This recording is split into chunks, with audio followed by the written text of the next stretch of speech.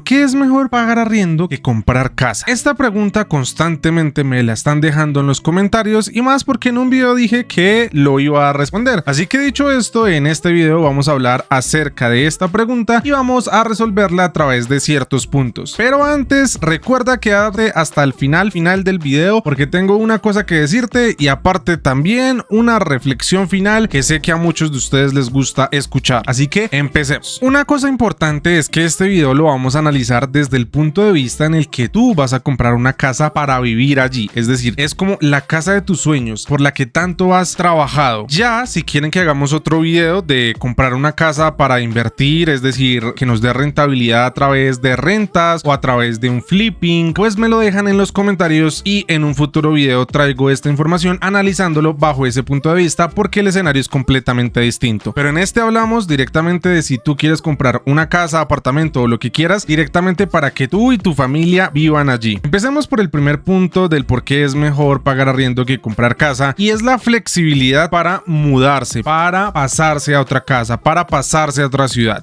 Digamos que las casas son como un hijo, debes pensar dos veces antes de comprar una. ¿Por qué? Porque se supone que cuando tú compras una casa te vas a establecer allí, va a ser un lugar en el cual vas a durar muchísimo tiempo, pensando en que vas a vivir allí. Por lo cual, si la compras, pues obviamente si quieres mudarte a otro lugar, vas a tener que tomar otras decisiones, como por ejemplo poner en arriendo esa casa para que te puedas ir y no dejar simplemente la casa allí sin que te genere ningún tipo de rendimiento, o bien directamente venderla, asumir diferentes costos y aparte un periodo largo de tiempo en el que logres vender esa casa. Pero si lo vemos por la parte de que tú estés pagando arriendo en algún sitio, pues es tan fácil como terminar el contrato que tú tengas con la persona que te arrendó esa casa o ese apartamento y listo. Y en la mayoría de casos el contrato va de 1 a 2 años, por lo cual simplemente debes esperar ese plazo o incluso en algunas ocasiones puedes hablar con la persona dueña de la casa para terminar el contrato antes y tú simplemente te puedes ir a vivir a cualquier otro lugar. El segundo punto es la posibilidad de prueba y es que como te dije en el punto anterior, pues las casas son como un hijo, tienes que pensar dos veces porque no es tan fácil como que tienes un hijo y lo abandonas o algo similar, aunque en la casa pues sí puedes hacer algo de ese estilo, pero va a ser bastante tardío. Y es que imagínate, en tu caso vas y compras una casa en un sector que pensaste que era súper bueno, vives allí y al transcurrir 2 o 3 meses te das cuenta de que ese sector está horrible, de que no tienes al alcance muchas cosas que quizá tú querías o que quizá el sector es muy peligroso o diferentes cosas que pueden hacer que te eches para atrás en el momento de la compra, pero como ya lo compraste pues no hay nada que hacer, mientras que en arriendo puedes hacer este tipo de cosas y es ir a cierto sector que quizá en un futuro tú quieras comprar una casa allí y vivir en arriendo y sepas cómo es el sector, cómo le está yendo, si tiene buena seguridad y en caso de que te guste puedes efectuar la compra de esa posible casa en ese sector. Pero si tú simplemente te limitas a comprar la casa, a vivir allí, pues puede que te arrepientas y volviendo nuevamente al punto anterior tengas que pasar por más comisiones, tengas que pasar por un tiempo prolongado de tiempo para poder salir de esa casa. El siguiente punto es la oportunidad de poder vivir donde no puedas comprar y es que para nadie es un secreto que obviamente los sectores más seguros, más lindos, con mejor ubicación, pues obviamente sus casas tienen un precio bastante alto. Es precisamente por esto que se valoriza la finca raíz. Pero ¿qué sucede? Que no es lo mismo pagar un arriendo de 2.500.000 en un apartamento, en una casa, que comprar esa casa o ese apartamento por 800 o 1.000 millones de pesos, si es que eso es lo que puede llegar a costar en ciertos sectores. Así que tú pagando arriendo directamente puedes llegar a vivir en donde quieras porque el monto, obviamente, como estás viviendo en arriendo, es muchísimo más bajo que comprarlo directamente. Es algo obvio, pero es algo que no muchos tienen en cuenta. El siguiente punto es que evitas burbujas del mercado inmobiliario o malas compras y es que no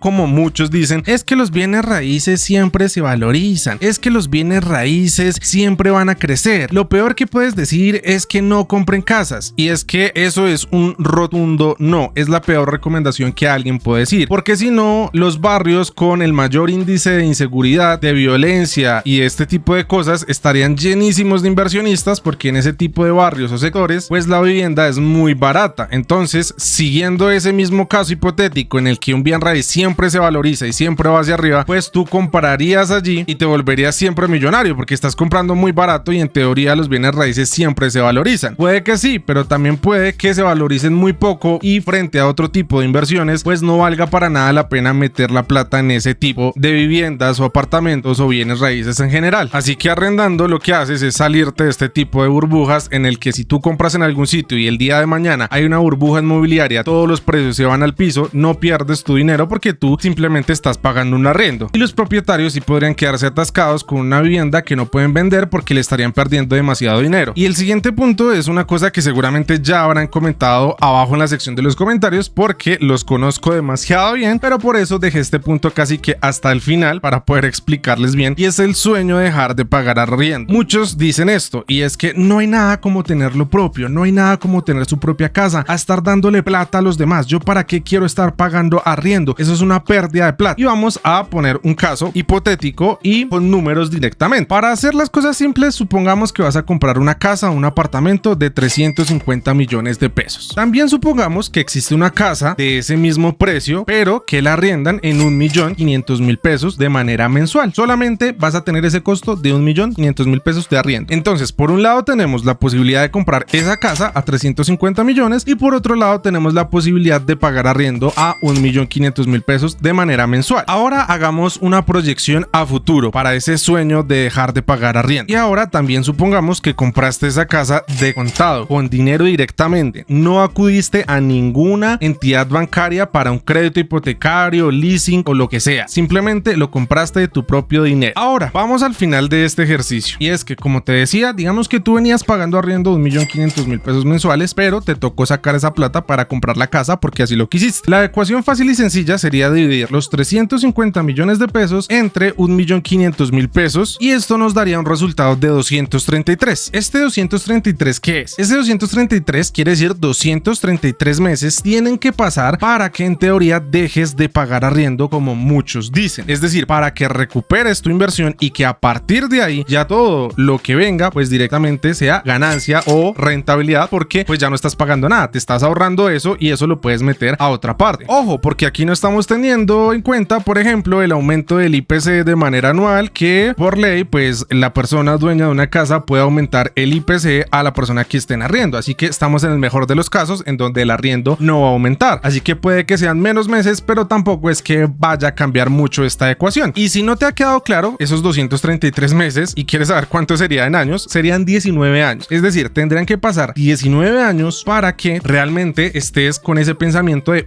ya no pago arriendo, porque esos 350 millones de algún lado tienes que sacarlo, y esperemos que no sea de un crédito, porque la situación sería muchísimo peor, porque si tenemos en cuenta que si compraste la casa con un crédito en UR, y ojalá hubiese sido en pesos, pero si fue en UR, pues terminas pagando 2 o 3 veces el valor de la casa, así que el tiempo de que deje de pagar arriendo, pues realmente se ampliaría muchísimo y no tendría mucho sentido esto. Y claro, hay otra cosa, tranquilo, suelta esas manos del teclado porque sé que lo estás comentando en este momento, y es, bueno, Checho, pero tú me estás diciendo eso, pero entonces me dices, bueno, sigue viviendo en arriendo, pero la cuestión es que si pasan esos 19 años, al menos a mí me va a quedar la casa, porque pues voy a tener esos 350 millones de pesos y la voy a poder revender y le saco ganancia y ya, y yo puedo seguir ahí súper feliz, mientras que el que está pagando arriendo 1.500.000 pesos de manera mensual, pues al final de esos 19 años no le queda absolutamente nada. Y tienes razón, pero veamos otro cálculo por aquí para que entiendas un poco mejor a qué me refiero con el de no comprar la casa sino vivir en arriendo. Y es que no me refiero a que si no compras casa pues entonces no hagamos nada, no, en teoría ese dinero te quedaría libre porque no vas a comprar ninguna casa. Entonces la idea de esto y de este video es que ese dinero se ponga a trabajar. ¿Y de qué forma? Ya lo vamos a ver. Por aquí tenemos este artículo del 2017 y para ponerte el ejemplo específico vamos a hacer de cuenta que durante ese tiempo también quizás estarás comentando en los comentarios, valga la redundancia, que estoy haciendo mal el cálculo porque tras pasar esos 19 años la casa no va a costar esos mismos 350 millones que te costaron a ti, por lo cual el cálculo no estaría tan bien hecho. Efectivamente, ahí también tendríamos que tener en cuenta eso, pero es que también recuerden que tampoco tuvimos en cuenta el aumento del IPC, entonces ya vamos a ver un ejemplo más exacto. Y es que supongamos que entonces esa casa que tú compraste, aquí pongo un ejemplo, y es que en el 2003 las casas costaban determinada cantidad de dinero y para el año 2017, es decir, después de 14 años, la casa duplicó su valor. Supongamos lo mismo, digamos que tu casa pasó de valer 350 millones a 700 millones de pesos. Ahí digamos que las cuentas cuadrarían un poco más, pero de igual forma pues no es que apenas compres tu casa pues ya vas a poder tener esa palabra o esa frase de que ya no estás pagando arriendo y eso, porque pues tienes que recuperar durante el tiempo el valor de la casa juntándolo con la valorización y con lo que pagabas de arriendo en cierto momento. Pero salgamos de este ejemplo, tengan en cuenta, ¿no? Supongamos que en esos años se duplicó el precio de esa vivienda, aunque acá fueron 14 años y en el ejemplo pusimos 19. Entonces supongamos que subió un poco más, subió a 750, 800, por poner un caso excepcional, ¿no? No es que siempre funcione así, pero pongámosle que subió a 800 millones de pesos. Listo, hasta este momento estamos bastante bien, pero ahora vamos a ver otra cosa que hace más sentido a el tema de la inversión en una casa para vivir, y es el tema de la inversión en general. Supongamos que, bueno, tú tenías tus 350 millones de pesos, como lo vimos, no los tenías con un crédito ni nada, sino que los tenías de tu dinero. Entonces, digamos que tú vas a invertir estos 350 millones de pesos. ¿Qué sucede? Que esos 350 millones de pesos, en teoría, como los ibas a destinar a una casa, pues los ibas a invertir allí y de igual forma tú ibas a seguir recibiendo tu salario, tus honorarios. Entonces supongamos que decidiste no comprar la casa, sino que meterla a una inversión y que sigues viviendo en arriendo pagado directamente de tu salario, de tus ingresos. Entonces, en teoría, esos 350 millones de pesos quedan completamente libres. Entonces decidiste invertirlos. Supongamos que tú vas a invertir esos 350 millones en total, que la contribución mensual va a ser de cero porque tú no tienes más dinero para meter, es decir, de manera mensual no vas a invertir más plata, simplemente vas a dejar esos 350 millones de pesos. Ahora, la cantidad de tiempo en años, vamos a hacer el mismo cálculo basado en 19 años, que son 233 meses más o menos, y luego de eso vamos a la tasa de interés estimada. También aquí hagamos de cuenta que encontramos una inversión que nos da un 10% anualizado, que la verdad no es una tasa demasiado alta ni demasiado bajita, incluso podríamos bajarla un poco más, pero un 10% se me hace bien, y en los últimos años, digamos basado en la bolsa y en otros tipos de inversiones, esta cifra es fácilmente alcanzable, así que pues vamos a dejarla allí. Luego, el rango de varianza de las tasas de interés, esto lo que quiere decir es que nos va a dar un estimado si sube o disminuye en cierto porcentaje. Digamos que vamos